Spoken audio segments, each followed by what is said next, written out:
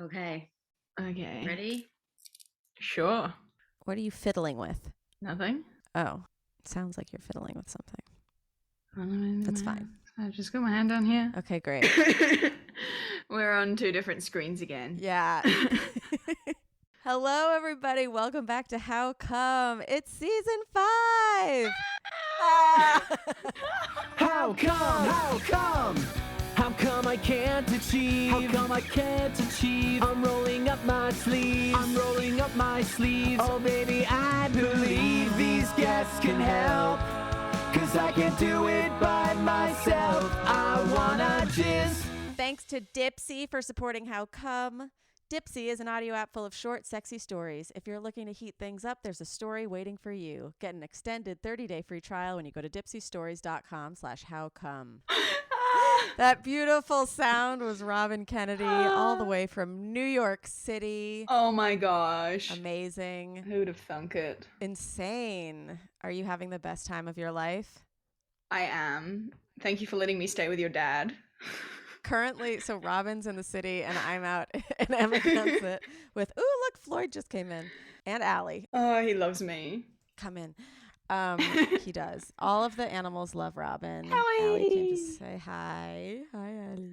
My baby. But yes, we had a massive snow out here. We were snowed in for like 3 days, which was so pretty, so crazy. So nice. And then Robyn was like, I want to go back to the city. And I was like, for what? Like, and she's like, For Central Park in everything. the snow, like New York in the snow. I've never seen it. And I was like, cool. I don't care about that. I don't want that. And I have to edit this episode. And we've been holding each other's hands this whole time. It's time for you to go off and explore. I'm all grown up now. But yeah, Rob, are you enjoying living with my dad? I am. He's so cute. He came in last night. He like I had just like come out of the shower and he like knocked and he's like, "Can I come in?" And I was like, "Yeah, no worries. Like, come have a chat." Were you in a towel? Yeah, I was dressed. I had just like finished. Like he had waited for me to finish. He waited for the like. I was like, "Are you about to tell a sex story with my dad?" And then your bed was just right there, looking great. No, he came in and he like asked about my day, and he was like, "Where did you go? What did you do?" And I was like telling him, and he's like, "Oh, my favorite thing to do in the city is take one of the like cruises around the whole of like Manhattan Island." He's like, "You appreciate it so much more when you see it from like different views." And he's telling me about his favorite things to do, and he's very sweet. Aw, I didn't know that he did that. Yeah, he said he did it once and it was lovely. Yeah, we did it once and it was Fran Drescher's like charity cruise. He loved it. He loved it so much. He was like, "It's great." Yeah, I think it was right before we recorded with her, or maybe it was right after, but it was fun. Whenever it was good. Yeah, Your dad loved it. It was fun. Recommend it. I don't think they're operating now in winter. But that was his one recommendation for me, to do something that doesn't exist at the moment. No, he was very sweet. And Lucy brought me a pork bun from Chinatown. So cute. Yeah, she was like, "You have to try this." And then she gave me like, because I saw her before I went out, she like showed me on Google. She's like, "This is where you should go." And then we just had a conversation before. That's why I wasn't responding to you, because she was talking to me. She's like, "I didn't know you weren't from here. I thought you were from here." I'm like, "No, I'm from New Zealand." And then like 2 minutes later, she's like, What? "Does it?" Oh, Lou. But she's so sweet. And yeah, so yeah, very Lucy is our childhood babysitter and also still. your dad's babysitter. Now she's my dad's babysitter, yeah. Yeah, my internet is unstable. Okay, well, we can You say we are unstable too. yeah, no, but we are very excited to be back for this season. We have a lot of fun things planned. We've done a lot of fun things while Robyn's been here. She's 21 now, so she can come to every comedy club. She's an adult all over the world, all over again. And I'm all grown up now. she's all grown up. She's 21. We did not end up having her 21st birthday show. No, we did not. Tragic. We also did not end up having How Come and live in LA. We did not. Tragic. We ended up canceling both of those shows because it was really COVID-y in LA. Like, yeah, I feel like every day we were getting a text or somebody we knew or somebody was like close to us. yeah, that was like somebody who I'm intended positive. to come. Yeah, Yeah. my cousin, by the time we canceled the show, I was like, we canceled the show. And she's like, good, because I have COVID. Mm. Like, it was not the move. It was everywhere. And I don't think we promoted it properly. We only did it like a week in advance. We only had a week because it was so up in the air with COVID anyways. Yeah. So for those people who bought tickets and got refunded, we're sorry, but we'll be back. And it was probably for the best. Most of you messaged us anyway, being like, yeah, it's for the best. Yeah, I have COVID. I just wanted to come to support you. Instead, we stayed inside Robyn's hotel room with Irene Tu, Ali Makovsky, and Robbie Hoffman, who were going to perform. And we took pictures and we tried all of the snacks that Robyn had brought from New Zealand. And we filmed it. And that's on patreon.com/howcome already. And New York also, it just wasn't a vibe at the time for whatever reason. Not even the live stream links sold. Yeah. So now we're gonna try and be more diligent and do a mailing list instead of Instagram, because Instagram seems to suppress every time that we like post an upcoming show. Yeah. So join the mailing list on howcomepodcast.com or my mailing list at remycasimir.com. Yeah. If you've signed up to the mailing call. list, the mailing list in the past, it'll be the same. Yeah. Because same channel. And that way you'll just like hear about shows first. Like a lot of people, that's why they bought their tickets, because they were already on the mailing list. And so, yeah. But speaking of shows. Yeah. The fuck was that? Floyd and Allie are having a scramble. Oh my God. He's like hiding. They just knocked down a picture of me. Symbolic. What does it mean? Anyway, the show is my own-iversary, the celebration of the first time I came, which was February 22nd, 2018. Mm-hmm. This year it is 22222. Yes. A magical number. Magical. Today is 2222. 22. Yeah. So launch day, magical day. Amazing. O-day, magical day. The pets are getting excited just thinking about it. Allie's little tip-tappy paws. She can't wait. They're freaking out. But it's going to be really fun. It's going to be a night of stand-up presented by us, How Come? Mm-hmm. So we'll have some of your favorite former guest comedians doing stand-up and telling their first-time coming stories, and me doing stand-up, and it'll just be a raucous good time at Caveat. 9:30 show. I think you can get there at 9. Yeah, doors 9, show 9:30. Yeah. Amazing. Link down below. Yeah. Amazing to the max. Amazing. I can't wait. I never threw myself a congrats party, so like this is it. This is it. This is great. Yeah. Celebrate good times. Come on. Come on. Come on. Come on. Mask required, vax required. Everyone has their own little tables because it's cabaret seating, which is amazing. Yeah. And yeah. So we were definitely like disappointed to cancel the shows. Yeah. But also it felt okay because of this ranch reboot retreat that we did, which we'll kind of talk about in this episode. Nicoletta Heidegger from Sluts and Scholars saw that we were doing the show in LA, and she was like, oh my God, you're here. And I was like, yeah, like if you want to come to the show, I'll comp your ticket. And she was like, I don't know about inside. COVID's really crazy. And I was like, truth. And she was like, but I'm throwing this like ranch reboot retreat outside at a farm. There's going to be like animal healing and sound baths and like Kundalini yoga, animal assisted. Yeah, animal assisted therapy, past life regressions, all of this stuff that like was very it felt very LA. Like we felt like we were really cosplaying LA, but like then it felt really like healing and cool, and like we were like, oh, like this is why we were meant to be here. Like we were meant to quote unquote throw the show so it would actually get my ass to LA, because I won't do anything unless it's for work, which is crazy. And that was a realization I had there. Yeah. That I was like, oh, like it doesn't have to. We should have just had this trip for like me and Robyn to meet after 3 years of like working together and like talking. Like, why should the first time be like a stressful like business? Relax. We have. Like we've done stuff. We've vlogged all over the place. We've done a lot of vlogging. There'll be a lot of content to come out of it, which in a way is still work. So we've like not done nothing. And we've So done a true. good balance of doing No, we've not lots done nothing. and doing little, which I think is perfect because Yeah. that's what you want. Yeah, and that's what we Yeah. found at the retreat was like balance and also Yeah, like and kind intention. of what did I want? I wanted clarity and you wanted peace, and I think we kind of those that was the next day, but still in that was Malibu. part of piggybacking. You guys, that's all on Patreon if you want to hear Piggybacking about on that the right retreat. now. Ashley Manta was there, the canosexual. She was at the retreat, which was like so meant to be. Like I meant to see so her. good. You know, like when I was like, oh, I'm coming to LA, we should see each other, and she just like ended up being there. We met Lisa Ryder, and that was great. And yeah, we have interviews with the three of them on Patreon. And now, if you want to hear about that, Just sign up for Patreon, and while you're there, have a look, because there's a bunch of good stuff on Patreon. and we'll probably put that episode out soon too. Oh yes, the most good stuff.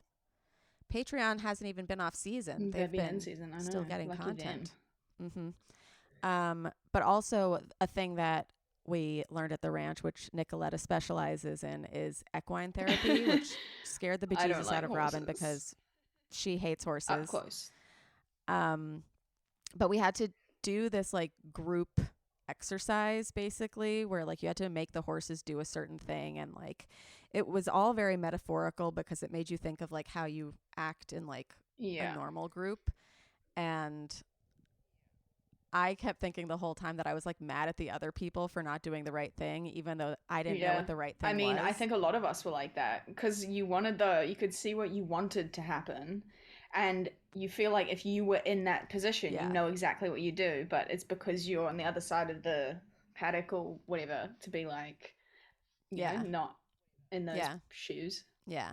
It just reminded me of like my response to like COVID and like everything, you know, like everybody else is always like everybody's doing the wrong thing, and it's like, well, none of us really know what the right thing is. I want to keep everybody safe still, and since we did cancel our shows, I've still done some stand-up shows, and there are shows that seem really unsafe that I won't be doing, and there are shows that like everyone's masked and vaxxed and it seems like the coziest thing ever. We went to a Broadway show that was totally masked and vaxxed, and we saw The Music Man with Hugh Jackman. It was amazing. We got tested after and nobody got sick. Well, we didn't get sick. So those are the shows that we'll be throwing, and we feel comfy in that. And we want you to feel comfy at our shows too. Exactly. If you don't feel comfortable, don't come. Well, don't come, but like, don't come. Yeah. And if anything bad happens, if something ends up being a super spreader, we'll shut it down. You can see we've shut down shows before, even for Robyn's 21st birthday. I know. But I mean, you know, we're being as COVID safe as we can be. So we're not bringing it there. Yeah. There's a great rapid test place, Madison Rapid, 92nd and Madison. Yeah. I got tested yesterday. It's free. Did you? All good. Negative. How are you? No flu, no COVID. Amazing. But it's nice to know. Positively negative. Yeah, they test for flu too. It's awesome. I just figured because we'd been in AC. Oh yeah. So that's what we did instead. That's what we did instead of the 21st birthday was Ben and I took Robyn to Atlantic City to gamble because we were like, she's 21. And he went to buy her a drink, such a mission. and the woman was trying to check her ID, and she was like, "Oh, we don't take European. We don't take European IDs."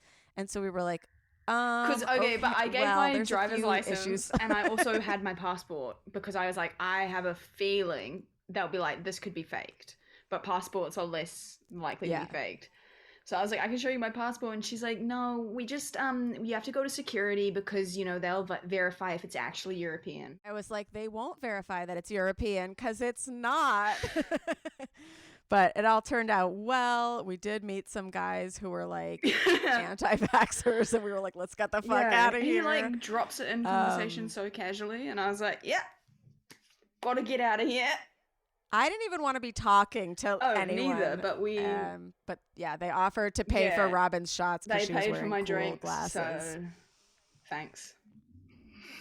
Glad we left. Thanks. Yeah, me too. But yeah, so we've been having a fun time. We're going to go to Portland after this. Have to show Robyn Portland. No shows lined up in Portland, mostly crabbing lined up and setting in footage from the other places. Yeah.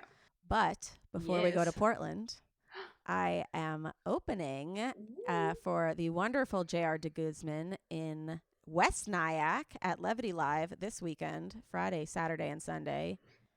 Come see us. It's my first time doing Levity. Come along. Yeah, I think it's JR's first time too. He's headlining, I'm hosting, and Elon Altman is featuring. I know you guys don't know Elon, but he's a very, very funny comic. Do we know him? Why do I know him? Because of the comedy club. He used to be on my comedy club a lot. I feel like that's not it. I feel like there's some other reason. It's been driving me crazy all day. Since you mentioned, I was like, why? Who is he? Anyways, maybe... He's a great comic. You might have seen his comedy online. I don't know. Yeah, I'll be opening for JR, and I'm really pumped, and Robyn's going to be coming with me, so come and say what up.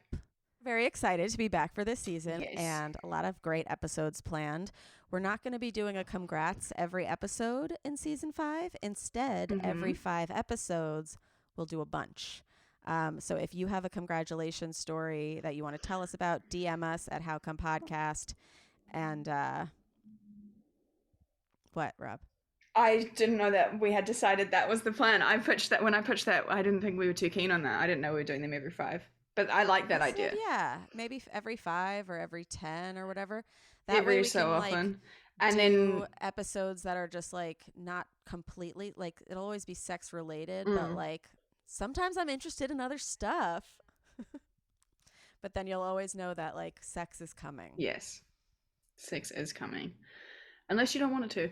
Are we going to be asking the guests their most recent congrats? Ooh, yes. Great idea. Thank you. We did not ask that to our first guest. No, we didn't, but she did tell us. But she told us. No, we had thought of it, yeah. She did tell us her most recent. She told us about the energetic. That wasn't her most recent. And then she told us. We hadn't thought of it yet. We thought of it out here. Oh, true. But we do have her first time and a congrats that's recent that she's proud of. Yeah. So technically it's still kind of the same thing. Yeah. And on Patreon, I'm even going to perhaps ask them for assignments, and I might complete them for Patreon. And you all can also complete them along with us. Yeah. Yeah. That's going to be exciting. I'm excited for that for Patreon. I think it'll be fun for you. I think so too. Patreon.com/howcome. Because I need a little more accountability, but I also don't want the pressure while we are doing of public. Yeah. Yeah. Gotta keep some things you have to figure out behind closed doors. Totally. But I still let you guys in. You'll hear a lot about me this episode, but mostly about Tantra with Henika Patel. She is from the School of Sensual Arts. She's great. I could listen to her talk for years. And we're talking about how she turned her body back on with Tantra after a period of numbness. Yes. Nice. So enjoy the episode. Enjoy the season. Yes. It's great. Such a good time. Have to say thank you for listening. Thank you for being here. Thank you for listening. Thank you for being here. Thank you for waiting. You're so patient. We edged you, but we're back. We did. And yeah, we did. We weren't gone that long. No, we're back. We just needed a little time for us to test out some New Zealand treats and Robyn to try some American candies. Yep. Little refractory period. Yeah. There have been so many episode requests that we want to get to from your questions, because for some reason, there was an Instagram glitch where we couldn't see any of our messages on How Come or my personal Instagram, and they've all flooded in from literally 2019. So we're going through all of these questions. If you have any specific questions you want answered on the podcast, we will make an episode for you. One of the questions that I am actually really excited about is somebody was like, I want to learn how to podcast, and I want to teach you, I think that'd be cool. I think it would be fun. So stay tuned. Season 5, staying alive, come see me on my own anniversary. Yes. February 22nd, 2022. Caveat, Tuesday. the link is below. Tuesday. Yes. Yes. Amazing. Yeah, that's good. We're back. Good times. This episode is all about connecting with yourself and getting in touch with your body and your mind. And that's a very important thing to do. Because I feel like most days are just emails and laundries and groceries and not wanting to shower but needing to shower and then thinking about showering and not wanting to shower again. And the list goes on, and there's a lot on your to-do list. But what should be at the top? The answer is you. This year, put yourself first with the help of Dipsea. Dipsea Stories is an app full of sexy audio stories, and now they even have brand new written stories. No matter who you're into or what turns you on, Dipsea helps bring the stories to life anytime, anywhere. Close your eyes and let yourself get lost in a world where only good things happen and pleasure is your only priority. Explore your fantasies in a safe, shame-free way. There are hundreds of stories to choose from, and they release new content every week, so there's always more to explore. I love Dipsea. It's so fun if you want to just go to sleep, and it's so fun if you want to get sexy. The stories are like, I don't want to say Lifetime movies, like, because they're better, but they're like those type of romances, if that's what that's what I'm into, clearly. But if you got to get graphic with it and like in a really hot way. Super fun. Highly recommend. And for listeners of our show, Dipsea is offering an extended 30-day free trial when you go to dipseastories.com/howcome. That's 30 days of full access for free when you go to DIPSEA stories.com/howcome. Dipseastories.com/howcome. You'll love it. And you're going to love our guest, Henika Patel. She's the founder of the School of Sensual Arts. She combines ancient Indian wisdom of Tantra and yoga with Western psychology and living to turn body numbness and shame into orgasmic abundance and celebration. She also casually has one of the best voices we've ever had on this podcast, and this was a joy. We had the best time. We love this episode. We hope you will too. Rate, review, subscribe. Love you. Hello. Hi. Hello. How are you? I'm good, thank you. Hello. I'm so excited to have you on this episode. Welcome, Henika Patel. Thank you so much for having me. Thank you so much for doing this. We've had a few episodes where we've addressed Tantra before, but we've never really fully delved into like what it means in layman's terms. Yeah. So how would you explain Tantra to somebody who had never even heard the term before? Yeah, it's a great question, and there are a million different answers, and probably each practitioner will tell you a different answer because it's how it's been learned and how it's been embodied for that practitioner. But if we go like back to semantics, it comes from the Sanskrit word tan, which is expand, and tra is like an instrument. So if you really break it down, it's an instrument for expansion. Wow. So all of the practices around Tantra are instruments to help us expand in our consciousness, in our self-awareness, and it's really a science of life. Cool. I love that. Yeah, it's a science. And how early were you exposed to it? Like, when did you learn about it? Yeah, so I'm Indian by origin. I grew up in the UK, so you could probably tell by my accent.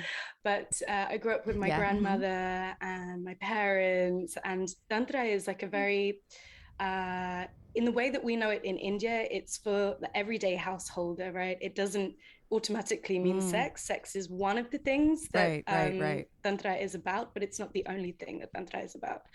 So I was exposed to Tantra as soon as I was born, really, through rituals, through worship of goddesses, of the divine feminine. Yeah, and so it's always been a part of my life and a part of my ancestry as well. Right. I think the way that we've learned about it, the super westernized way, is like it's sex. It's long sex. Which it is too. And so, But that's not all but that's it is. when you're hearing about a child learning about it, you're like, wait, this kid is fucking? That's not cool. Yeah. But yeah, my grandmother didn't teach me how to do that. Very cool. Very cool. No, so yeah, the reason why it's kind of I suppose it's confused a bit is because Tantra is one of the only paths, philosophies, religions, ways of life that accepts sex as a part of living. It doesn't say this is wrong, this is harmful, this is dangerous, this is shameful. It says this is a natural part of living. So let's accept that. Let's give you tools to expand in it so that you can control it rather than it can control you, because we all know how much of the world is controlled by sexual repression. Right. And it's really about uplifting that. It's super about just coming into full acceptance of our sexuality, and full acceptance of life as a whole without repression. And it's not just accepting it, but like embracing it and making it like important. Exactly. It's not just a way to have babies. I feel like in a lot of religions, it's like sex is something after marriage and to make babies. No. In Tantra, it's a meditation. It's a way that you can get to know yourself. It's a way that you can get to know if you believe in a higher power or if you're spiritual. It's a way to access that as well within yourself. So it's really beautiful because it's very embracing, and I just think the world really needs it now more than ever. Definitely. Can you tell us more about the goddesses? Yeah, sure. So when Tantra came around the 6th century in India, at that time in India, the people who kind of practiced spirituality were men. They were known as Brahmin, and they were part of the caste culture. And Tantra came around and it kind of blew that away. And it said the female body bestows an innate wisdom. And in that innate wisdom, it comes with messages, right? And so it kind of turned spirituality on its head, and it said, these are the goddesses that we want, tantric practitioners to devote themselves to. You may have heard of Goddess Kali, which is a major goddess in the tantric tradition. And these are like mother goddesses. These are goddesses that are powerful. They're not just like soft and lovey and dovey and cute. Amazing. These are like empowering, turn your pain into, your medicine goddesses. So the divine feminine is one of the key parts of the tantric practice. And again, one of these philosophies in the world that is one of the only places that has this, so it's a very empowering path for the feminine. You don't have to unlearn the shame of being a woman. Exactly. Which is kind of essential to Abrahamic religions. It's Eve was the dirty bad one. Women are the downfall of society, whether you grew up religious or just growing up in. Exactly. And fun fact, in tantric sex or tantric union, the woman is always on top, right? And physically speaking, a woman sits on top in the traditional position called yabyam. And so then when colonization happened and missionaries were sent around, hey, look at the word missionary, look at the sexual position. Missionary. That's the position. The woman turns down and she goes underneath to the bottom. So it was kind of this, you literally see the flip. Usually in a position that's going to be harder to come in too. Exactly. So it kind of reversed a lot of the good work that Tantra was doing at that time. That was a fun fact. That was the most fun fact. I'm struck. I asked that question before, if there are different positions in Tantra. I think some people have been like, no, it's like any position. There's just the entire experience of sex can be tantric, right? So but then we also are the land of the Kama Sutra, which outlines so many different positions, and it's actually a manual on love. It's not just a manual on sex and connection. Exactly. Sex and connection. It's okay, we're gonna give you some guidance on this, which as far as sex education goes in the Western world, we don't have that guidance. Nope. We kind of have to work out how to press our buttons and work out where they are for ourselves. So And did you guys speak about sex like within your household growing up? So we didn't speak so much about sex because the tantra that I was used to was like the traditional deity worship. Mm-hmm. The exploration of sex for me came about a bit later in my life, Okay. which was at a time when I was going through body numbness. I had lost all sensation no. in my yoni, which is the Ooh. Sanskrit term for the female reproductive organs, the vagina, the vulva, all encompassing. Yannick and iconic. Yeah, exactly. And I I couldn't feel anything. I couldn't feel my emotions. I Yeah. couldn't feel my body. And I kind of went back to the thing that I knew. So I knew Tantra from the divine feminine perspective, but now it was like I needed to turn this into my own exploration. So I lived in Asia for several years. I found teachers and I learned to turn my body back online using these really powerful practices that taught me how to love myself, how to love others, and to bring that juicy sensation back, because I really felt a part of me was lost when I lost that, you know. Yeah, of course. How old were you around then? I was in my early 20s. Okay. And And it was catalyzed by grief that I hadn't processed. It was catalyzed by not living in fulfillment. I was, doing that slog of a job that I didn't really enjoy. And I had lost my purpose as well. So all things combined meant that my body just switched off because I'd stopped listening to it. yeah. No, that Gave me chills.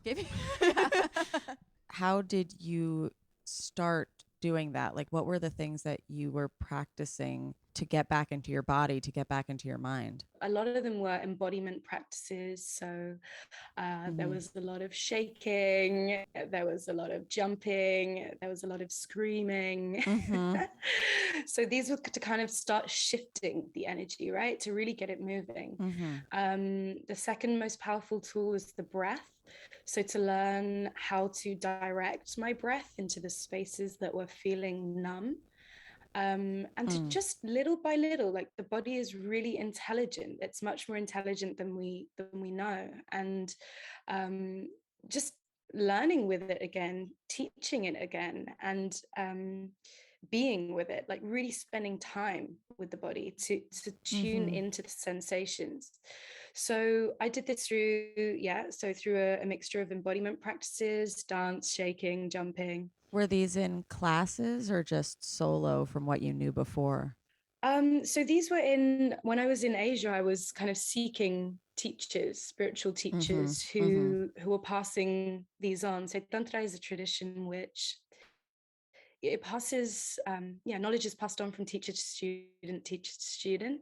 It's not so easy to kind of pick up a manual or a book and understand it, but it's passed down through lineages. Right. So so that's what I was doing, that research of how to turn the body back on.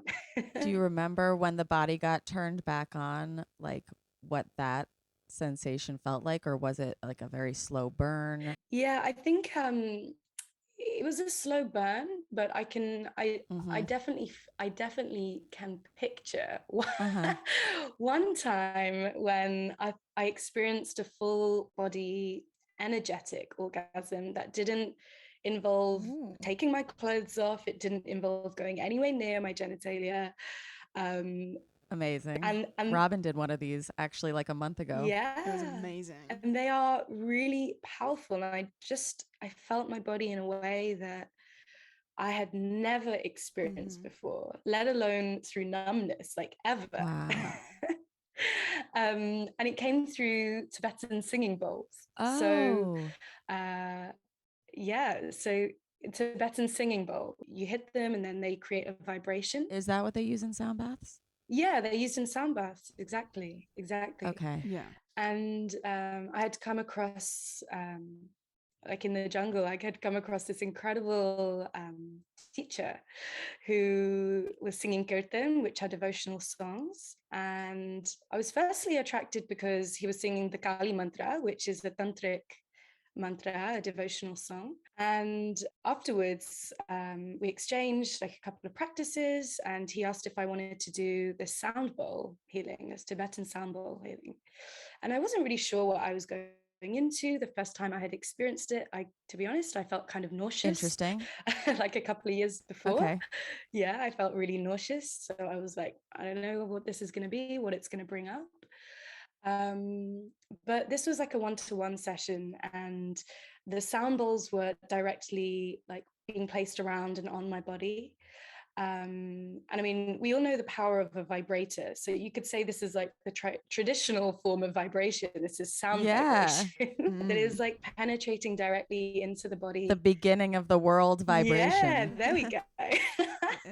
Expanding the universe and you. There we go. Totally. And yeah, I finished that, and I didn't feel orgasm. I felt orgasmic for, I would say, a good hour after that, and then the afterglow long after that. And so were the sound bowls near you or on you? Yeah, he was playing them on me and around me. So he was kind of working through and up the body. So cool. Yeah. That's amazing. It was really, really powerful. And I would say don't try this at home. Like if you have a sound bowl, like don't just, always go with a guide or a teacher, because energy, you have to be careful with energy. So you don't want it to move too fast, for example. There's been a really big influx of Eastern spiritual practices in the West, and there's been a big influx of very short teacher trainings to become so-called qualified to share those, and it does miss out that these are lineages that are passed through generations and traditions that come with a kind of a resonance and a deeper understanding. So totally. Like if you just think it's all about sex, you're missing out on probably 90% of what Tantra actually is. Which it is a body-based practice, so it receives wisdom from the body, and of course that is helpful then when we go into having sex and experiencing our body in pleasure. So it's a path that definitely opens ourselves up to that, but it also opens ourselves up to so much more as well, in self-awareness and self-love. You teach a lot of classes and basically lead the sensual revolution. Do you feel like you were always destined to do that? So I felt like I had always been connected with my body. Like growing up, I loved to dance, not because my parents took me, but I was always into embodiment. Same. But You were. Yeah. we were just watching a home video last night. My sister was showing us, she loved show and tell, and she's just sitting there, happy little baby, and I am just full a dancing spaz going everywhere, up and down, dancing everywhere. Yeah. This is the thing, that when we're children, we just don't care. We are so fully embodied in our experience of the world that we are living a fully tantric life, because when something hurts, we cry. When something makes us happy, we smile. It's like a very pure way of living. And essentially Tantra is a very pure way of living, and it's kind of bringing that innocence, the fact that sex is innocent. It's one of the most beautiful and natural things that we can do as human beings, and it's bringing that playfulness into our adult lives. So and it's relieved of, like, I feel like when I was a child, I was not scared or anxious about so many things because I was just being me and not thinking about what does the world think, because you don't really know about what the world thinks yet. You were just living. Yeah, exactly. So I mean, if you had asked like 10-year-old Henika, are you going to be leading a sensual revolution, I would have said, what's that? But we're all kind of living that beautiful innocence that we're trying to return to through these practices. But yeah, I think I've ended up on this path through my experience of body numbness, through my experience of wanting to reconnect and of wanting to bring the body back online. And and to live from that place that is embodied. Yeah. I was literally just thinking about the term getting turned on, and I feel like it's the same way that we've westernized tantra to be like, oh, it's just sex. It's like it means you're horny or whatever, but it's like, no, you're turned on to yourself. You're turned you're locked in to like your emotions. Yeah, it's not like a switch that means you're ready for sex. It's just you're ready for life. You're ready for yourself. Yeah, exactly. You're ready to say yes, like big yes, to life. And that's what it prepares us for. Like, yes, man. Just like that. And you're also then ready to say big no to the things that you feel don't align and that you want to hold your boundaries for. So that's a beautiful thing about connecting with the body, that we start to tune into the sensations that say, this isn't right for me. I don't want to do this right now. And then you tune into the things that say, yes, like this feels right. So it's this kind of attunement practice, you could say. Yeah. And on your website, you say that we believe self-love is not a noun, it's a verb. Yeah. And Tantra yoga is its practice. So I love that, first of all, but also, where should somebody start their tantric yoga journey if they're trying to achieve that self-love? Yeah. So Tantra yoga is a beautiful practice. It's much more based on like the energy body. So if you come to a Tantra yoga class, then you will experience postures, the same postures that you might experience in any yoga class, but you will start to deepen your awareness of where they are affecting in your energetic body.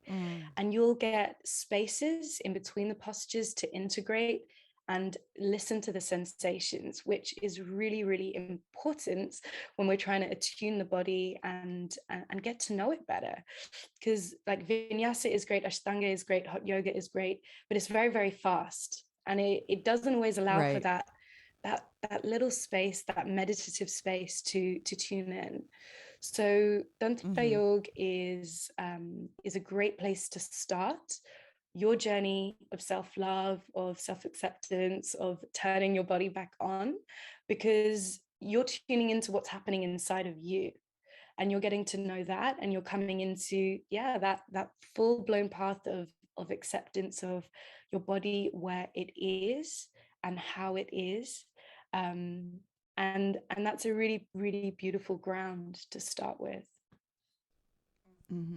Is Kundalini under that umbrella? Because we've heard that term thrown around a lot. So Kundalini is it's a practice in and of itself. It's actually in kind of a different path, but Kundalini is a sexual energy. And so we work with Kundalini energy, yes, in the Tantra yoga practice. It's an energy that lives in the root, so in the very base of the spine.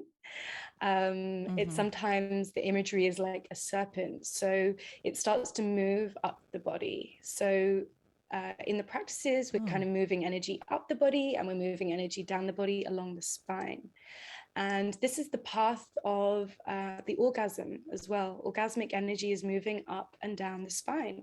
So we're essentially kind of clearing paths, clearing channels, and moving this Kundalini energy, which is a very, very powerful energy. And when it is repressed, it's like a serpent that is repressed, like that cannot, come out of that little basket, right? It like really wants to. And so it needs quite some work. They live in baskets? Yeah, like the cobra that lives in the... Oh, yeah.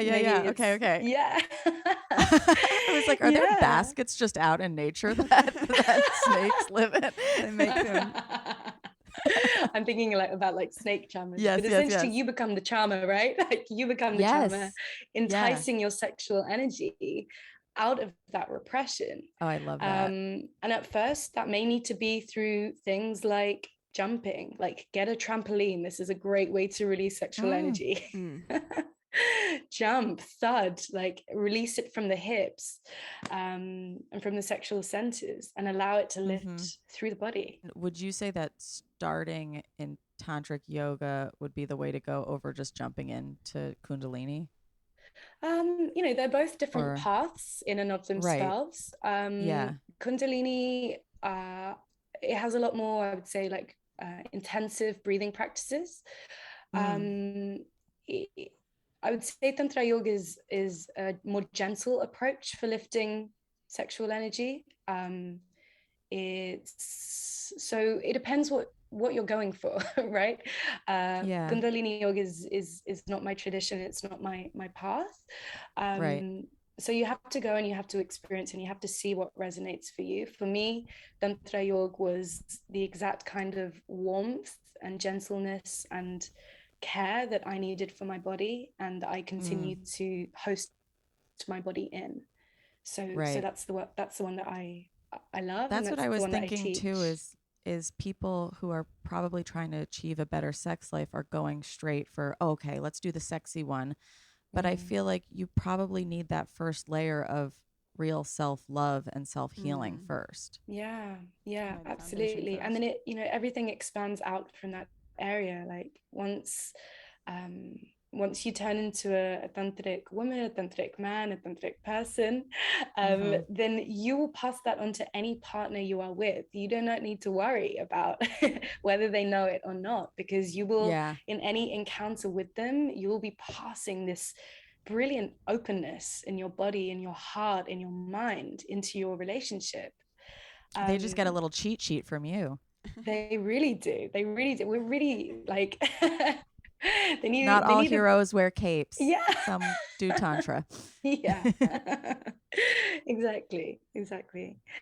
So it filters out into relationships. So then I would say the next step would be, then if you did want to explore it with someone that you were with, then to just move into more mindful sex, more mindful foreplay. And I think that's where the School of Sensual Arts comes in, because we're all about what happens before you even get to that moment of intercourse. We're about, is the body ready for this? Have we prepared the body for this? Have we played enough? Because we're in this world where we can get everything at a click of a button, and totally, like, the clitoris is quick, but it's not that quick, and the body is definitely not that quick. The body needs a lot longer.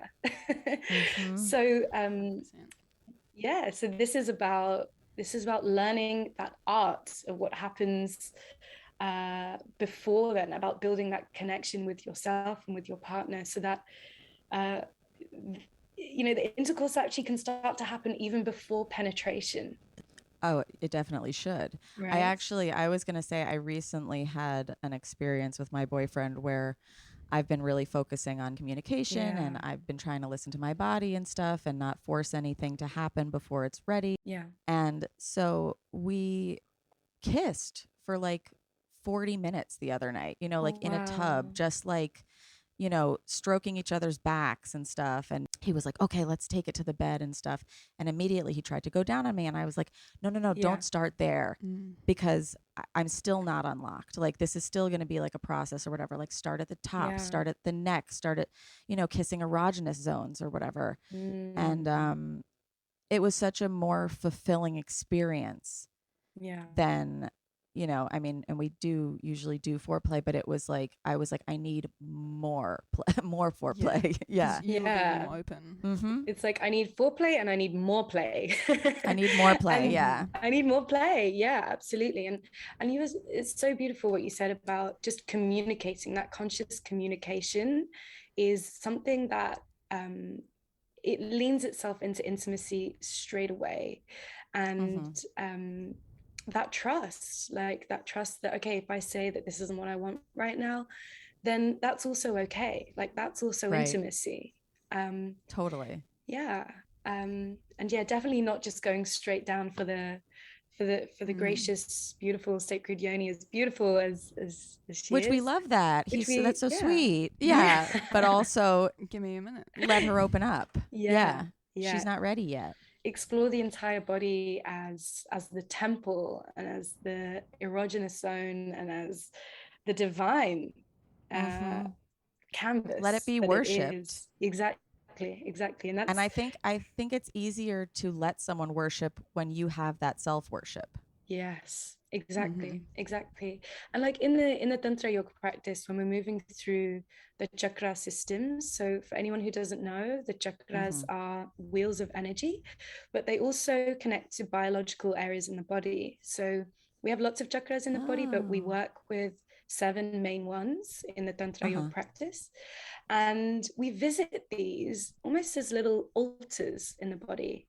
So these altars of where we devote our presence and our energy towards these altars of divinity. And once you do that, as you pass through each part of the body and witness that each part of you, every part of you is sacred, then, you know, anything that doesn't feel aligned with that doesn't come into contact with you, you know, because you are in contact with that for yourself. So what are the chakra points? Yeah, okay, I can go through them. Yes. So if you're listening, you can even you can put your hand there if you just want to kind of feel into where they are. So first we have Muladhara, we have the root, and we engage this one you can do through engagement. So you engage this by, there's a little area between the genitals and the anus, and you squeeze this area in and up. And the way that the way that I like to describe this is a really good practice for bringing the body back online, is if you imagine there's a red string tied between your seat bones, so the bit where you feel your butt sitting into the chair right now. If you imagine when you inhale this string pulling together, that's where you'll feel Muladhara kind of engaging. And as you exhale, you feel that string loosening and softening. Yes, you can do that. So you can inhale, pull it in and up. We're doing and it. Exhale and release. There we go. So there we have it. That's the root. And amazing. Yeah, so we learn all these kind of different ways of working with the body. We have Swadhisthana, which is the sensual center. So this is around 2 to 3 fingers below the belly button. This is connected with the water elements and all the water functions in the body. So any kind of fluid movement, circling the hips can help with this. So we're kind of working a lot with these areas. Yeah. Yeah, I love that. That's great. I hope everyone watching or listening is doing this. I think everybody is. No, honestly. I'm sure they will be. It's too good. And we've kind of touched on breath work, but how important to your practice is what? Oh, sorry. Yeah. Okay. More chakras. Yeah, there's more chakras, but it's all integrated. So the breath is integrated into any work with the chakras as well. So then we move up into Manipura. So this is the upper abdomen. This is located around the navel center in the stomach. And we say this center, it's about processing our food, right? Like we all know this, but this area is also responsible for processing our emotional experiences. So what are we going through in the day? Anxiety is all in the tummy. Exactly. So when we're working with Jewish, this area, I know it well. Yeah. So, you know, and these are like human concepts, right? These are things that we know. We get butterflies in the stomach. So these are all energies that we can work with, that we can play with, that we can expand with. Then we have the heart, and this is very important in the tantric practice because it is the path of the heart.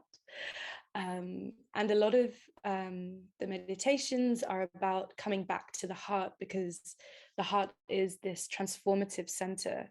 So if we're feeling shame, if we're feeling anger, if we're feeling sad, we bring it into the heart and we breathe, and we can transform it because we can come back to our center.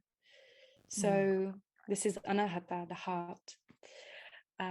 We have Vishuddha, the throat. And this one's really, you'll find this one quite interesting, actually. The throat and the sexual center are very intimately connected. So you'll notice, like, we will make sounds, like when we're having when we're having pleasure, when we're in intercourse, right? We make sounds. It's natural.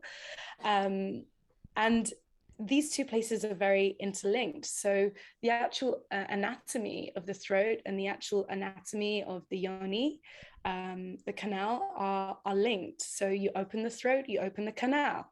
So you can kind of, you can work both ways with this.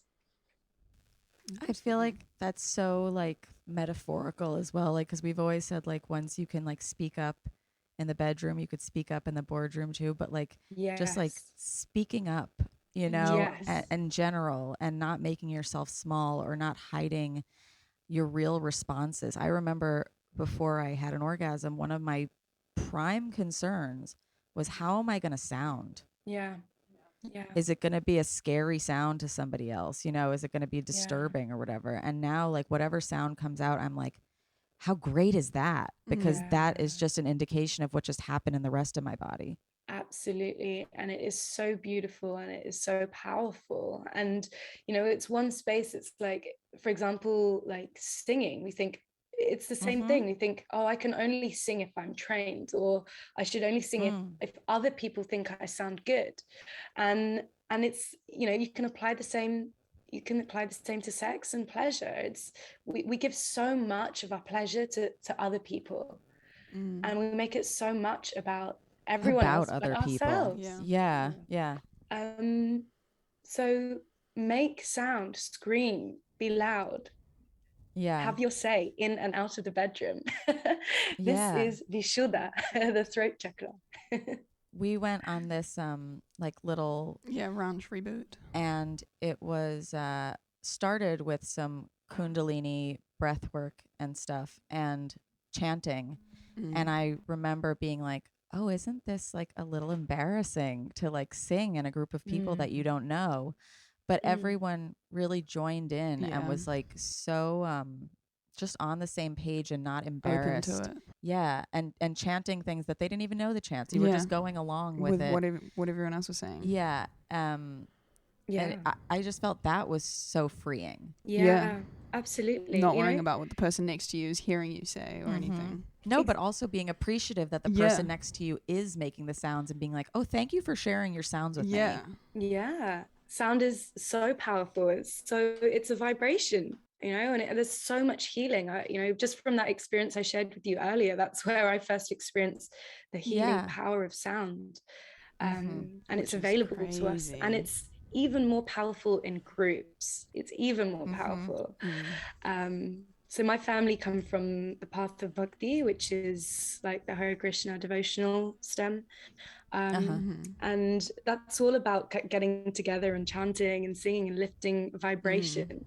And you'll actually see, like, it's not only this path, like so many cultures and religions, singing together is a really, and chanting and praying together is a really big part of it, because it is so healing. It's you can also just make sound. You can also hum, sing together. I'm thinking of have you ever seen the movie The Sweetest Thing? No. It rings a bell. Okay, so it's like a 90s or maybe 2000s chick flick, so good. And there's this one scene where Jane, the more not repressed but less sexually explorative of the three girls, has gotten her boyfriend's penis stuck in her mouth because he had a piercing. And they end up calling the police because nobody knows how to unstick her or whatever. And they are like, okay, Janie, start humming. Because it'll clear up your throat and it'll make you feel more relaxed and better. And it ends up being this like giant room of people, and they're all singing, wow. How do I live without you? And that's like the only way that she ends up getting unstuck is like singing in a group. Well, I also talking about humming with a dick stuck in your mouth. I heard that humming during blowjobs can actually be like make them better for both parties. Well, that it makes helps. sense. Like if you've Vibration. got a gag, vibration, all of that. So maybe try it. Try and some that's chanting like just while you blow. No. Just move your teeth. but that's really like the power of community as well. Like it was years ago, it was when I was kind of going through this numbness, and I think it was a TED talk that I watched, and the lady had done a piece of research where she had got like two sample groups together.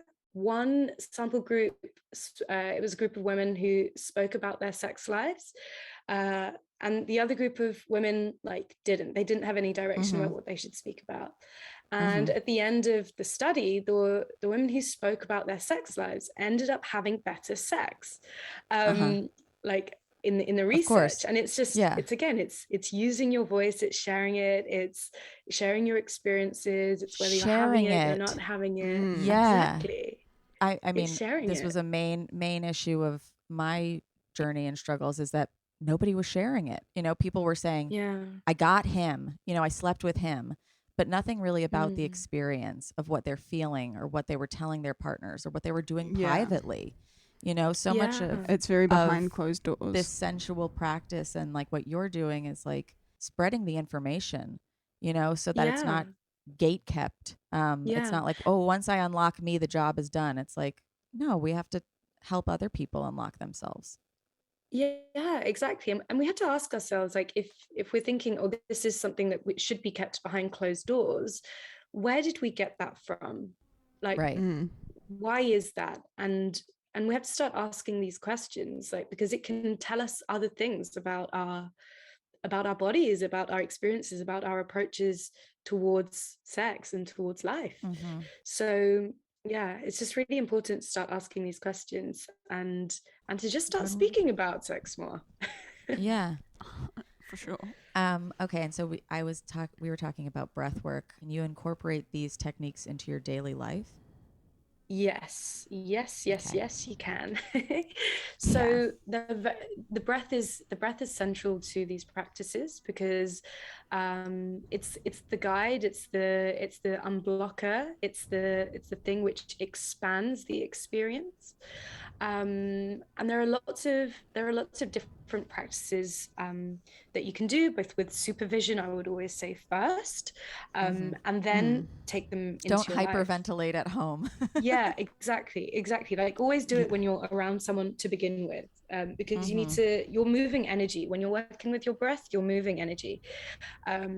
And so just to be careful with that, but you can definitely bring it into your daily life. So you can have a little morning ritual. You can replace your coffee with 5 minutes of breath work, and just feel that flood of energy in your day. You can also use it subtly. So you can check into your breath at different times during the day and see which part of the body am I using to breathe now? Because if it's shallow, then that's an indicator that there may be some anxiety in the body. And then you can kind of use it as a guide. I'm going to then take it a little bit deeper and start to kind of biohack the emotional processes that are happening in the body. Because once you become aware of your breath, you become aware of your emotion. And once you become aware of your emotion, you become aware of your energy, because emotion is energy in motion, right? So it's really, it can be used subtly, and then it can be used more in ritual, I guess, as well, in routine. I love the concept of just taking in where your breathing is coming from, but also how you are breathing, because sometimes I will forget to breathe in stressful moments. My boyfriend, when I'm posting like a long Instagram story or doing something stressful, he'll go, breathe. Yeah. And I'm like, what? And he's like, you haven't breathed in like 3 minutes. You've just been sitting there, like holding your breath. I do it too. Which is, I'm like, you're right. I'm anxious right now. Yeah. How do I? But breathing we'll just need that little reminder, like set a reminder on your phone, breathe. Breathe. Yeah. Going off like every hour. Yeah. In, out, in, out. Yeah. Yeah. So the breath is really, really important. It's really important in all of the practices.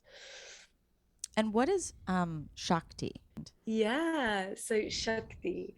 So Shakti is, you'll hear a lot in the like Western wellness world now, this concept of divine feminine. So divine feminine is a very loose translation from the word Shakti. Okay. In Tantra, we have Shakti, loosely translating to divine feminine, and we have Shiva, loosely translating to divine masculine. And I say loosely because the thing about putting genders on the end of these words is that they have too much connotation, and they're not about being male or female. Like Shiva and Shakti are energies that whichever gender body you are in, you have inside of you. We all have Shiva and we all have Shakti energy.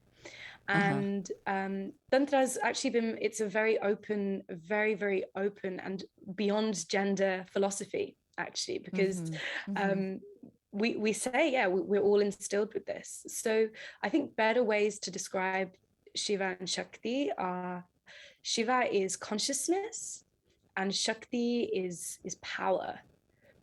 So consciousness and power or energy in Shakti. And so the Shakti energy relates to our creative life force. It relates to our sensual life force. It relates to our energy, our life force. And Shiva energy relates then to the counter side of that. So it's kind of the balance of the other side. It's more like the container, it's the holding, it's I like to use the metaphor of or the imagery of like a cup. The cup is Shiva and the water inside it is Shakti. And one doesn't exist without the other, because without the container, the water is just like on the floor. Right. And without the Shakti, the energy, the glass is empty. And so, yeah, this is Shakti. We need each other. Yeah, exactly. And Shakti it's powerful, but it's also tender. It's loving, it's calming, it's connecting, it's nurturing. So it's kind of, we tend to these energies in the body. And like at the School of Sensual Arts, we hold a Shakti circle every month around the lunar calendar, just as a place for people to come back in and to connect with Shakti. And you don't need to be associating as a woman to connect with Shakti. Anyone can connect with Shakti. And this is a really important change, I think, for us at the School of Sensual Arts, because there is a lot out there that's like women's circles and things like this. But I think Shakti and this, let's say in very light terms, divine feminine energy, is something that is needed everywhere right now. So I don't want to limit it to people who, I want it to be everywhere, and it should be. It's so powerful. It's so healing. I think it's healing my cat right now because she has been so like skittish around us this last week that we've been here. And now during this conversation, this is the first time that she's A, been around Robyn and I at the same time, but B is just lounging. Like she just seems so relaxed and so herself. She's showing her belly. Her little toe beans. She's opening up right now. It's cute. Great. Feeling the energy. She is. Yeah, no, because we also on that retreat, we did a lot of like animal guided healing. And it was really like the animals responding to your energy. And so what you bring to them, they give back to you. And so I noticed like when I was more frantic, like they were walking away. And like she clearly sees that we're experiencing like a wonderful conversation. I want to be around for that. I love that. She's so sweet. So I would love to hear more about the classes that you're currently teaching, because I know everybody is listening to your voice and is like, I need to get more. So the School of Sensual Arts, we kind of have 3 paths that you can explore. So we have the Tantra Yoga path. So this is a community. Community is really the heart of the School of Sensual Arts. And this is where we have a wind down class each week and we have a flow class each week. And these follow the themes of the chakra system. So if you're looking to connect in with the sensations in your body, if you're looking to turn your body back on, this is the place to start. For moving into the heart space and into reflection and for connecting with Shakti, that's where we have the Shakti circle. It's super high vibe. It's a great place to charge for the month ahead. and it's one of the places that really transformed my practice, because it became a place each month that I had a check-in. Yeah, it became a place to have a check-in. Yeah. So it kind of takes things beyond your New Year's resolution and gives you a check-in with your body each month. And then the third place is our couples workshop. So we have Tantric date nights. We've got our next one coming up around Valentine's. So you can come along with your partner and you'll be guided through a 2 to 2.5 hour experience for you to expand into your love and sensuality together. Signing up right now. Yeah. Let's do it. Switch the tab. No, I mean, especially like with Valentine's, which is such like a commercialized holiday, for sure. Where it's all about like, what dinner are we going to? Yeah. What did you get me? How did you show your love in like a, I don't know, buying something way? And this is such a better way to like, how can you show me that you want to connect with me and that you want to grow with me? Yeah. So do a 2.5 hour Zoom to work on your relationship. I think is a better Valentine's gift than a box of chocolates. And it's really it's a fun example. It's like a fun workshop. It's playful, it's evocative, like people have fun doing it. And everybody has their cameras off, right? Is that it's off, and not everyone checks in live, so you can also get the session to do in your own time as well. Oh, cool. If you're feeling shy, but it's not an interactive experience. Like you're not hanging out with the other couples. It's just you and your partner being guided through an that would be more comfortable for people to think about even. Exactly. Like, I don't want to be secretly filmed and put on Pornhub. You won't. Don't worry. No, not happening. Your cameras will be turned off while you're getting turned on. Yeah, there we go. I should add that into the good tagline. Have that. Page. Yeah. Do you remember your first or ever orgasm? I think the first orgasm that I had was like through exploring myself, and I must have been like early teens, and I remember my hips literally levitated off of the bed, like they literally lifted up. So that's what I remember from my first orgasm. It's like nothing has ever been like that since, it's like that first time, that first hit. Beginner's luck. Exactly. And it wasn't like that's the first time I had done it, but that was the first time I had experienced that blow of energy. In the tantric experience now, it's kind of, we're moving away from like the goal orientated, I must come for this to be a nourishing experience, like a fulfilling experience, and we're more moving into the state of orgasm, so the state of pleasure, and that's something that is so flowing, like it comes in and it goes out and it comes in. It's kind of like a tide. So so it's sort of more, I'd say now I've moved more into the states of orgasm. I was even saying to Robyn, so after that really communicative date night that I had, I was saying I didn't, come. I didn't have an orgasm or whatever, but I think I had skin orgasms. I had other moments of release where it was just like, oh, this feels so good. And just being able to enjoy what was actually happening in the moment and not, that's the goal. The goal is to come. It's like the goal is to feel good and to feel like you're just like melting, and I did without. Which is, great. Yeah. And I think even we on this podcast time get kind of caught stuck on, okay, but what about the orgasm or whatever? Yeah, did you? And it's not always about the orgasm. It's orgasmic living, really just indulging in whatever is feeling good. The state experience pleasure. Yeah, exactly. And it's just communicating that with our partners, right? It's just communicating that. So totally.